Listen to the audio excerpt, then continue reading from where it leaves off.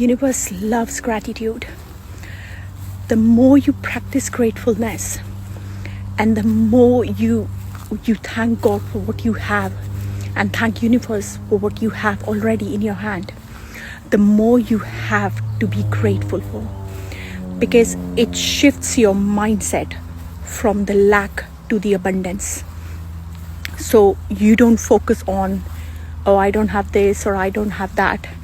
Instead, you're focusing on being grateful and thankful for what you have in life.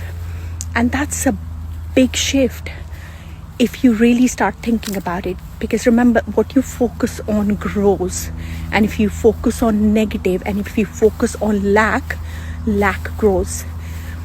But if you focus on abundance and if you focus on what you already have, then that grows.